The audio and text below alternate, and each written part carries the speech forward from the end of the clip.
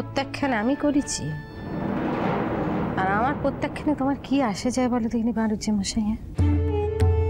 আমার বোন তো তোমাকে সারা জীবনের জন্য গেরন করেছে, সে কি কিছু কম হলো?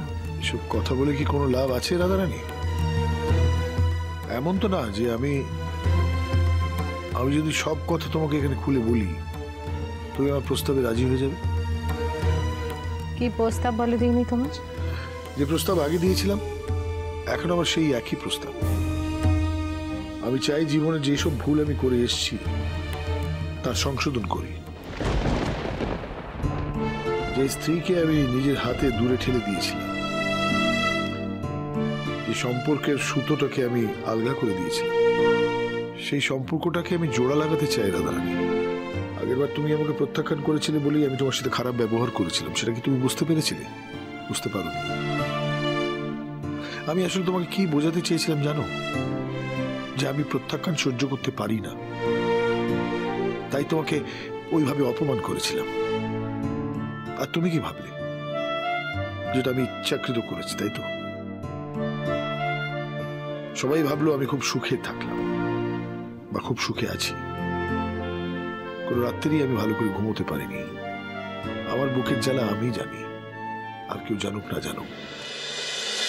তুমি আমার শরীর নিয়ে সারা জীবন ভেবে এলে, কোনোদিন আমার মনের কথা ভাবলে না। আসলে কি জানো তো রাধারানী, আমার মনের কোনো দাম নেই তোমার কাছে। ছেলেবেলায় আমাদের বাপের বাড়িতে যখন দুর্গা পুজো হতো নি, তখন রাত্রির বেলা হতো যাত্রা থিয়েটার হতো। তারপরে বিয়ে হয়ে যখন তোমাদের ঘরে এলুম, সেসব পালা তো হেতা ছিল না। কিন্তু আজকে মনে হচ্ছে সেই পুরনো দিন আবার ফিরে এসছে, নতুন করে এই রাতে থিয়েটার শুরু হয়েছে।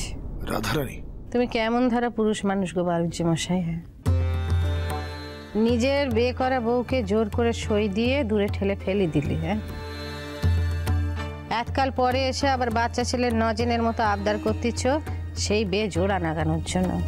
তুমি একটা কথা বোঝোনি যে একসঙ্গে দুটো জিনিসকে কোনোদিনও জোড়া নাগানো যায়নি গো। একটাকে জোড়া নাগাতে গেলে আরেকটাকে ভেঙে ফেলতে হয়, এটা তোমার জানা নেই? জানি দাদা, আজ যদি তোমার সাথে আমার সম্পর্ক জোড়া লাগে তাহলে তোমার ছোট বোনের সাথে আমার সম্পর্ক ভেঙে যাবে।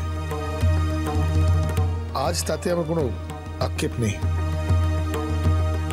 ছুটকি আমাকে যতই অপমান করুক না কেন, আমি কখনো তার সংসার ভাঙব না। দিদি হয়ে যে আমি সে কাজ কোনোদিনও করবো নি কো, এই কথাখানা তোমার মনে মনে জানা নেই কো বাড়ুজ্জে মশাই?